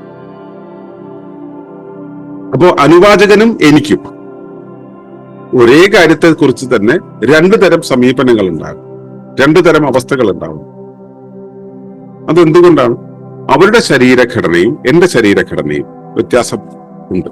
ടയറിന്റെ കാര്യം പറഞ്ഞതുപോലെ, ടയർ കല്ലിൽ കയറാൻ പാകത്തിലുള്ള ഗ്രിപ്പ് അതിനകത്തുണ്ടെന്ന് പറഞ്ഞതുപോലെ, സംഗീതം ആലപിക്കാൻ പാകത്തിലും സംഗീതം എന്തെന്ന് ബോധ്യപ്പെടാൻ പാകത്തിലും സംഗീതത്തെ തിരിച്ചറിയാനും ഉള്ള ഫാക്കൽറ്റി എന്നിലുള്ളത് കൊണ്ടാണ് പ്രപഞ്ച സംവിധാനത്തെ കുറിച്ച് സംഗീതാത്മകമായി കാര്യങ്ങളെ ബോധ്യപ്പെട്ട് അവതരിപ്പിക്കാൻ എനിക്ക് കഴിയുന്നു.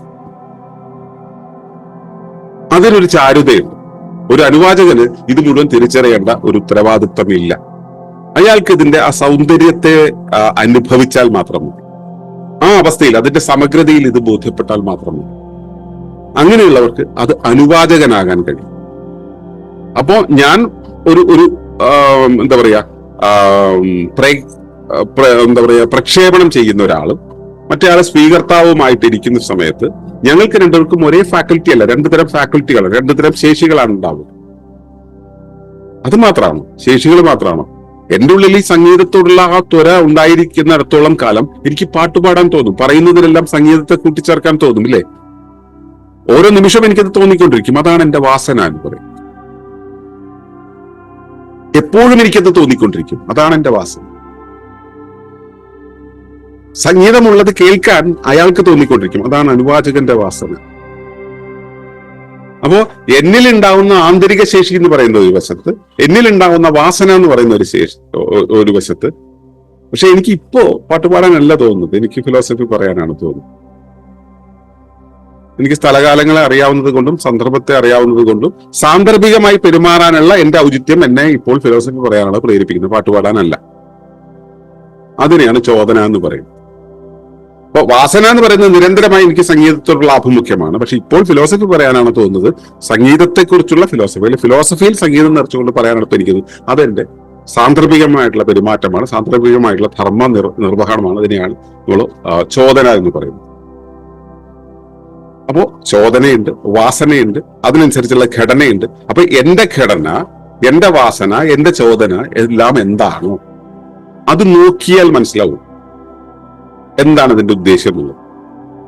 ഒരു ടയർ കണ്ടാൽ ടയറിന്റെ ഗ്രിപ്പ് കണ്ടു കഴിഞ്ഞാൽ നമ്മൾ മനസ്സിലാകാം ഇത് മലയിൽ ഓടാനുള്ളതാണോ റോഡിൽ ഓടാനുള്ളതാണോ എന്നുള്ളത്, ഇല്ലേ? ഇപ്പൊ ഹൈബ്രിഡ് ബൈക്കുകളുണ്ട്, മൗണ്ടൻ ട്രക്ക് ബൈക്കുകളുണ്ട്, റോഡ് ബൈക്കുകളുണ്ട്. ഇതിന്റെ ഒക്കെ ടയറുകൾ വ്യത്യാസമുണ്ട്. ഈ ടയറുകൾ കണ്ടു കഴിഞ്ഞാൽ മനസ്സിലാവും അതിന്റെ പർപ്പസ് എന്താണ്. അപ്പോൾ പർപ്പസിനനുസരിച്ചായിരിക്കും അതിന്റെ ഘടന, പർപ്പസിനനുസരിച്ചായിരിക്കും അതിന്റെ വാസന, പർപ്പസിനനുസരിച്ചായിരിക്കും അതിന്റെ ചോദന. ഇത് നമുക്ക് ബോധ്യമുണ്ടെങ്കിൽ, നമ്മുടെ ശരീരത്തിൽ ഈ പർപ്പസിനനുസരിച്ചുള്ള ഘടന, വാസന, ചോദന തുടങ്ങിയ കാര്യങ്ങൾ നമുക്ക് ബോധ്യമുണ്ടെങ്കിൽ, അവിടെ കൊണ്ട് തീരുന്നില്ല കേട്ടോ, അവിടെ കൊണ്ട് തീരുന്നില്ല. ഒന്ന് രണ്ട് കാര്യങ്ങൾ പറഞ്ഞിട്ട് ഞാൻ ബാക്കി പറയാം. ഇപ്പോ എനിക്ക് സംഗീതത്തോടുള്ള താല്പര്യമുണ്ട്. ആ സംഗീതത്തോടുള്ള താല്പര്യമുള്ളത് കൊണ്ട് മാത്രം എനിക്ക് സംഗീതത്തെ പറയാൻ കഴിയും. എപ്പോഴും കഴിയണമെന്നില്ലല്ലോ.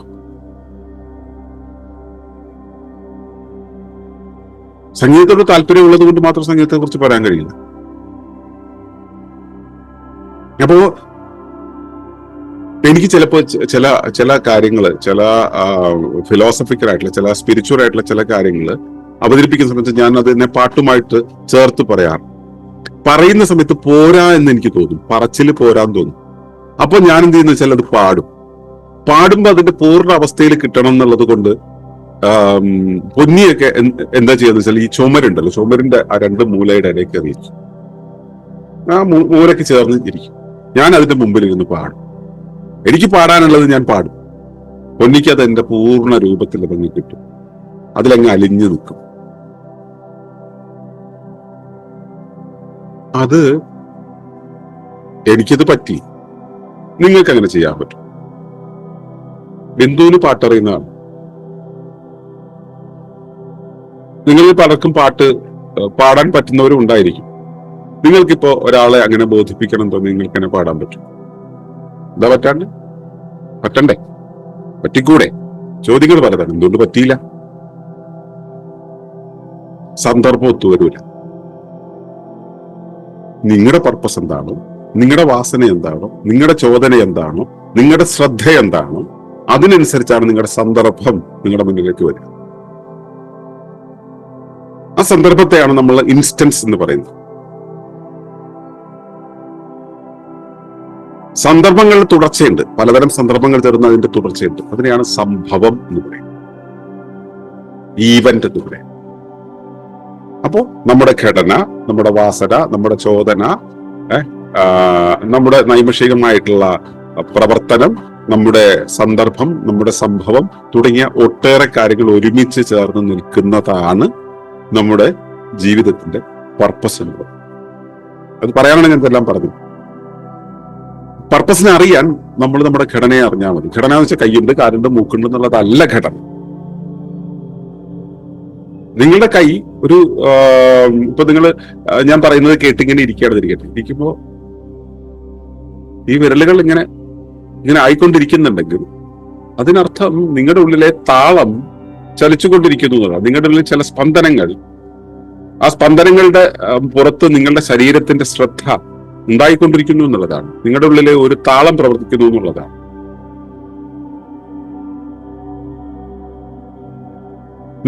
ഞാൻ സംസാരിച്ചു കൊണ്ടിരിക്കുന്ന സമയത്ത് നിങ്ങൾ ഇവിടെ ഈ സ്ക്രീനിലേക്ക് ഇങ്ങനെ നോക്കിയിരിക്കുന്നതിന് പകരം ഇടയ്ക്ക് ഇങ്ങനെ അങ്ങോട്ടും ഇങ്ങോട്ടും നോക്കുന്നു എന്നിരിക്കട്ടെ. നിങ്ങളുടെ മനസ്സ് ഈ തിരി ആടിക്കൊണ്ടിരിക്കുന്ന, കാറ്റത്ത് വെച്ചിട്ടുള്ള വിളക്കിന്റെ തിരിയില്ലേ, അതുപോലെ അങ്ങോട്ടും ഇങ്ങോട്ടും ആടിക്കൊണ്ടിരിക്കുന്നു എന്നാണ്.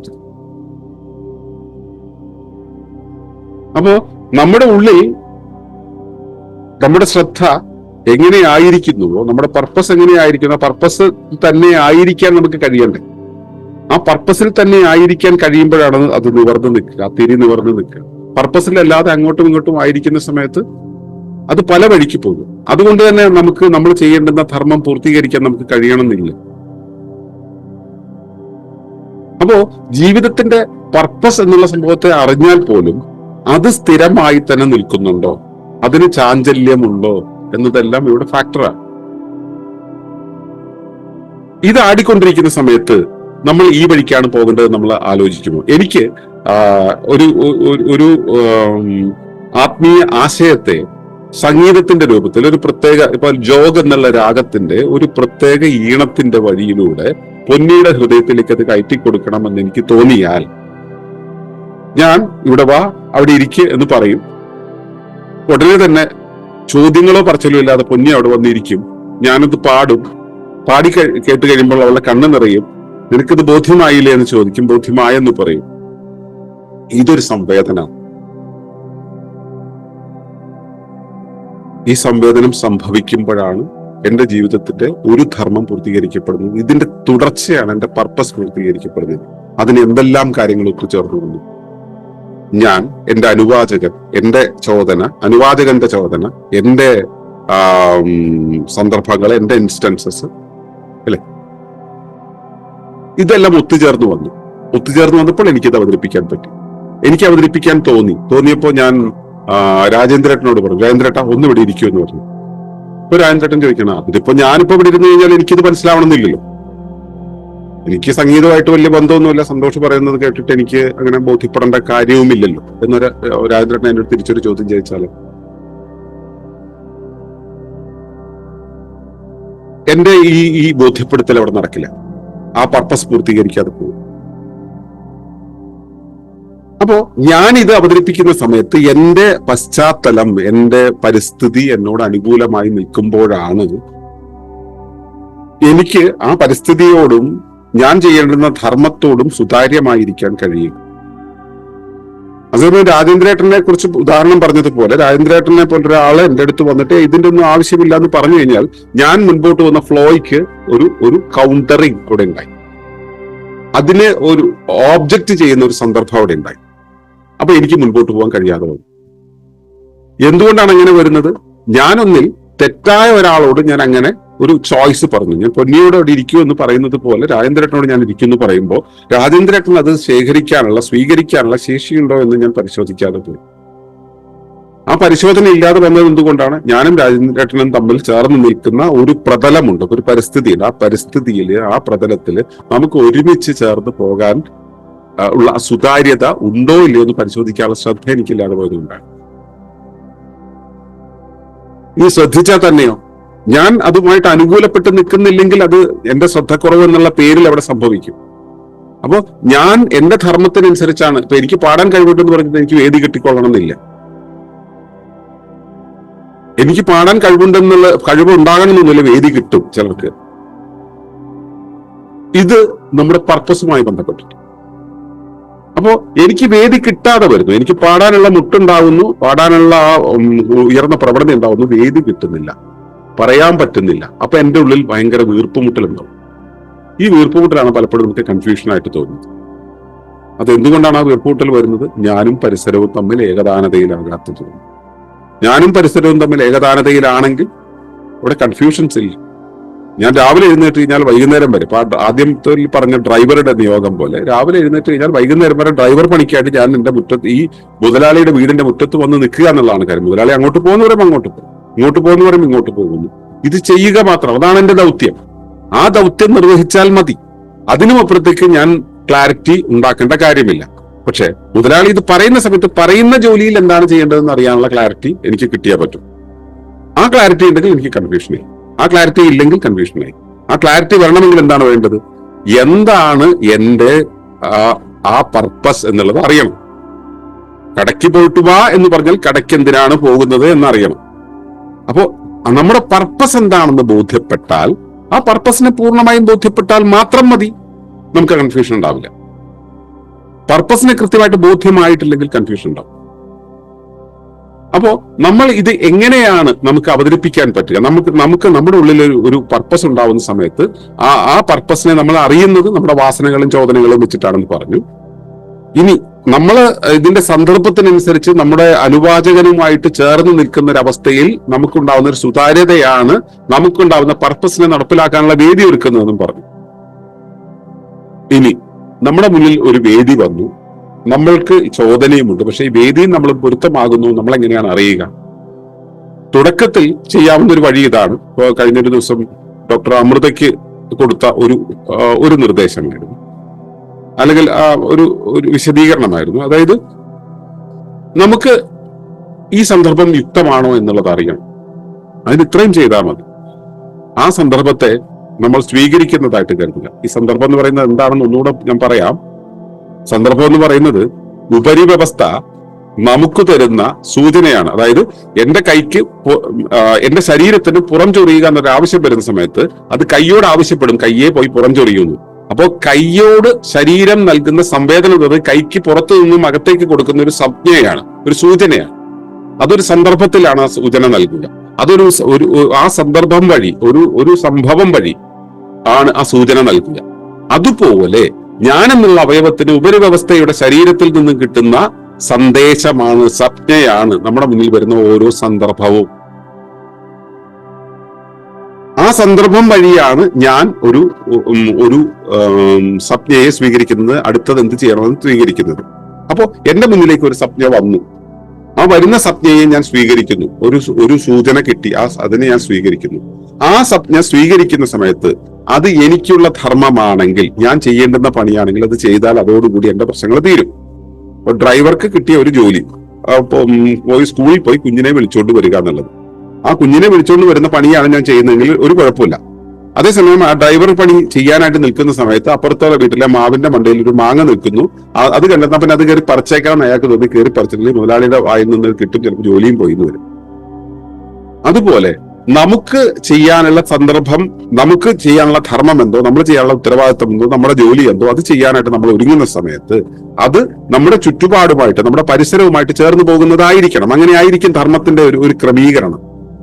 അത് അത്തരത്തിലല്ല ചെയ്യുന്നതെങ്കിൽ സ്വാഭാവികമായിട്ടും അസ്വസ്ഥതയുണ്ടാവും, ക്ലാഷുകൾ ഉണ്ടാവും, ബുദ്ധിമുട്ടുണ്ടാവും. അങ്ങനെ ബുദ്ധിമുട്ടുണ്ടാകുന്ന സമയത്ത് ശരീരത്തിന്റെ അവസ്ഥ എന്തായിരിക്കും? അസ്വസ്ഥത. നിങ്ങളുടെ മുന്നിൽ ഒരു ഇൻസ്റ്റൻസ്, ഒരു സന്ദർഭം വരുന്നു. ആ സന്ദർഭം വരുന്ന സമയത്ത് എന്താണ് നിങ്ങൾക്ക് ഉണ്ടാകുന്ന അനുഭവം എന്നറിയണമെങ്കിൽ ഒന്ന് കണ്ണടച്ചിരിക്കുക, ആ അനുഭവത്തെ സ്വീകരിക്കുക. ആ അനുഭവത്തെ നടപ്പിലാക്കാൻ, ഞാൻ ഇതാണ് നടപ്പിലാക്കാൻ എനിക്ക് തോന്നുന്നത്, ആ അനുഭവത്തെ നിർവഹിക്കാനായിട്ട് ഞാൻ ഇതാണ് നടപ്പിലാക്കാൻ പോകുന്നത് എന്ന് നിങ്ങൾ മനസ്സിൽ കൊണ്ടുവന്നുകൊണ്ട് നിങ്ങൾ നിങ്ങളുടെ ശരീരത്തിന്റെ സ്വാസ്ഥ്യത്തെ ഒന്ന് പരിശോധിക്കുക, നിരീക്ഷിക്കുക. നിങ്ങൾക്ക് സ്വാസ്ഥ്യമാണ് തരുന്നതെങ്കിൽ അത് ചെയ്യുക. നിങ്ങളുടെ പർപ്പസിനനുസരിച്ചുള്ള ഒരു ധർമ്മമായിരിക്കും അത്. സ്വാസ്ഥ്യത്തിലല്ലെങ്കിൽ, സ്വാസ്ഥ്യം തരുന്നില്ലെങ്കിൽ അത് ചെയ്യാതിരിക്കുക. കഷ്ടപ്പെട്ട് ചെയ്ത് ബുദ്ധിമുട്ടുണ്ടാക്കേണ്ട കാര്യമില്ല, ഉണ്ടായിരുന്നാ പോരെ, അത് മതി, അത്രയും ചെയ്താൽ മതി. അപ്പോ ഞാൻ പറഞ്ഞു വരുന്ന കാര്യം ഇതാണ്. എന്താണ് ചെയ്യേണ്ടതെന്ന് അറിയാത്ത ഒരു കൺഫ്യൂഷൻ നിങ്ങൾക്ക് ഉണ്ടായിട്ടുണ്ടെങ്കിൽ മനസ്സിലാക്കുക, നമുക്ക് നമ്മുടെ ധർമ്മം മനസ്സിലായിട്ടില്ല എന്നുള്ളതാണ്. അപ്പൊ എന്ത് ചെയ്യുവാനാണ് നാം അവിടെ നിൽക്കുന്നത്? ജീവിതത്തിന്റെ മൊത്തം പർപ്പസ് അറിയണം, അല്ലെങ്കിൽ ഞാൻ ഇപ്പോൾ എടുത്തിട്ടുള്ള ഉത്തരവാദിത്വത്തിന്റെ, ദൗത്യത്തിന്റെ ഒരു ഉദ്ദേശം അറിയണം. അത് അറിഞ്ഞു കഴിഞ്ഞാൽ എന്താണ് ചെയ്യേണ്ടതെന്നുള്ള ക്ലാരിറ്റി പകുതി വന്നിട്ടില്ലെങ്കിലോ, പകുതിയെ വന്നിട്ടുള്ളൂ, ബാക്കി പകുതി ഇനി കിട്ടാനുണ്ടെങ്കിലോ, അപ്പോ കടയ്ക്ക് പോയിട്ട് വരൂ എന്ന് പറഞ്ഞാൽ കടയ്ക്ക് പോയിട്ട് എന്താണ് വാങ്ങിക്കേണ്ടത് എന്നതൊക്കെയാണ്. അത് കിട്ടിയില്ലെങ്കിൽ എന്ത് ചെയ്യണം, അത് ഏത് കടയിൽ കിട്ടും, ഞാൻ എത്ര വാങ്ങിക്കണം എന്ന കാര്യങ്ങൾക്ക് ക്ലാരിറ്റി ഉണ്ടാകും. ചെയ്യാൻ പോകുന്ന കാര്യങ്ങൾക്ക് ക്ലാരിറ്റി ഉണ്ടാകും. ക്ലാരിറ്റി ഉണ്ടായി കഴിഞ്ഞാൽ സ്വാഭാവികമായിട്ടും നമുക്ക് ആ കാര്യങ്ങൾ ചെയ്യുന്ന സമയത്ത് കൺഫ്യൂഷൻ ഉണ്ടാവില്ല, നമുക്ക് കൃത്യമായിട്ട് കാര്യങ്ങൾ ചെയ്യാൻ പറ്റും. ക്ലാരിറ്റി വരുത്തിയിട്ടില്ലെങ്കിൽ, നമുക്ക് കൃത്യത വന്നിട്ടില്ലെങ്കിൽ നമുക്ക് എന്താ ചെയ്യേണ്ടതെന്ന് അറിയില്ല. അപ്പൊ സ്വാഭാവികമായിട്ടും അവ്യക്തത ഉണ്ടാവും, അസ്പഷ്ടത ഉണ്ടാവും, അസ്വസ്ഥത ഉണ്ടാവും. അപ്പോ ഈ രൂപത്തിലാണ് ഈ ജീവിതത്തിന്റെ പർപ്പസ് എന്നുള്ള ആ ഒരു ടോട്ടൽ കാര്യത്തെ നമ്മൾ മനസ്സിലാക്കേണ്ടത്. അത് സാന്ദർഭികമായിട്ടുള്ള ഒരു കാര്യമാണെങ്കിൽ ശരി, ജീവിതത്തിന്റെ മൊത്തം അവസ്ഥയാണെങ്കിൽ ശരി, ജീവിതത്തിന്റെ ഒരു പർപ്പസ് എന്ന് പറയുന്നത് ഉപരിവ്യവസ്ഥയുടെ ആവശ്യം നിർവഹിക്കാനാണ്. ആ പർപ്പസിനനുസരിച്ചാണ് നമ്മുടെ വാസന, ചോദന, തുടങ്ങിയ കാര്യങ്ങൾ, ഘടന, വാസന, ചോദന തുടങ്ങിയ കാര്യങ്ങളെല്ലാം ഉണ്ടാവുക. അതിനനുസരിച്ചാണ് നമുക്കുണ്ടാവുന്ന സന്ദർഭങ്ങളും സംഭവങ്ങളും ഒക്കെ തന്നെ നമ്മുടെ ഉള്ളിൽ ഉണ്ടാവും. ഇവയെ കണക്ട് ചെയ്യാൻ വേണ്ടിയാണ് നമ്മൾ കർമ്മങ്ങൾ ചെയ്യുന്നത്. ഈ നമുക്കുണ്ടാവുന്ന ആ ധർമ്മം, നമുക്കുണ്ടാവുന്ന പർപ്പസ് എന്താണ്, അത് നടപ്പിലാക്കാനായിട്ട് നമ്മൾ ചെയ്യുന്ന കർമ്മം എന്നുള്ളത് ധർമ്മത്തിന് അനുസൃതമായിട്ട് ഒരു കാര്യമാണെങ്കിൽ അതിന് ആധിക്യമൊന്നും ഉണ്ടാവില്ല, അതിന് കുഴപ്പമൊന്നും ഉണ്ടാവില്ല, അത് സമ്പൂർണ്ണമാവും. അതല്ല എങ്കിൽ സ്വാഭാവികമായിട്ടും നമുക്ക് ബുദ്ധിമുട്ടുണ്ടാവും. ഈ ബുദ്ധിമുട്ടില്ലാതിരിക്കണമെങ്കിൽ നമ്മൾ അത് ചെയ്യുമ്പോൾ നമുക്ക് ഈസിനെസ് ഉണ്ടോ ഇല്ലയോ എന്നുള്ളത് നമ്മുടെ മനസ്സിനോട് ചോദിക്കുക, നമ്മുടെ വയറിനോട് ചോദിക്കുക. ഈസിനെസ് ഉണ്ടെങ്കിൽ നമുക്കത് ചെയ്യാം, നമ്മൾ സുതാര്യതയിലാണ്, നമ്മുടെ ധർമ്മമാണ് നമ്മൾ അനുഷ്ഠിക്കുന്നത്, എങ്കിൽ അത് സമ്പൂർണ്ണമായിരിക്കും. ധർമ്മമല്ല അനുഷ്ഠിക്കുന്നതെങ്കിൽ നമുക്ക് ബുദ്ധിമുട്ടുണ്ടാക്കും. അപ്പോൾ നമ്മൾ എന്ത് ധർമ്മമാണ് നിർവഹിക്കാൻ പോകുന്നത്? നമുക്ക് അറിയുന്ന ധർമ്മമാണെങ്കിൽ അതൊക്കെ ചെയ്താൽ മതി. അറിയാത്തതാണെങ്കിലും എന്താണ് ചെയ്യാൻ പോകുന്നത് എൻക്വയറി ചെയ്യണം. എൻക്വയറി ചെയ്ത് കഴിയുമ്പോൾ ക്ലാരിറ്റി ഉണ്ടാവും. ക്ലാരിറ്റി ഉണ്ടാകുമ്പോൾ അതൊക്കെ ചെയ്യുക. ചെയ്തു പോയി കഴിഞ്ഞാൽ ഒരു പ്രശ്നമില്ല. ചെയ്യാതെ ബാക്കി വെച്ചാലോ അത് ചെയ്യുന്നത് വരെയും നമുക്ക് ബുദ്ധിമുട്ട് വന്നുകൊണ്ടിരിക്കും. അപ്പോൾ ഈ വിധത്തിലാണ് നമ്മൾ ജീവിതത്തിന്റെ പർപ്പസിനെ കാണേണ്ടത്, ജീവിതത്തിലെ കൺഫ്യൂഷൻസിനെ കാണേണ്ടത്, ജീവിതത്തിലെ ഓരോ നിമിഷത്തിനും നമ്മൾ കൈകാര്യം ചെയ്യേണ്ടത് എന്ന് പറഞ്ഞുകൊണ്ട് ഞാൻ ഈ അവതരണം ഇവിടെ നിർത്തുകയാണ്. നിങ്ങൾക്ക് ചോദ്യങ്ങൾ ചോദിക്കാനുള്ള മെറ്റീരിയൽ തരാൻ വേണ്ടിയാണ് ഞാൻ ഇത്രയും സംസാരിച്ചത്. അപ്പൊ ഇനി നിങ്ങളുടെ ചോദ്യങ്ങൾക്ക് ഉത്തരം നൽകിക്കൊണ്ട് ഞാൻ ഇതിന്റെ ബാക്കി പൂർത്തീകരിക്കാം. അതുവരേക്കും ഈ അവതരണം കേട്ടിരുന്ന എല്ലാവർക്കും നന്ദി, നമസ്കാരം.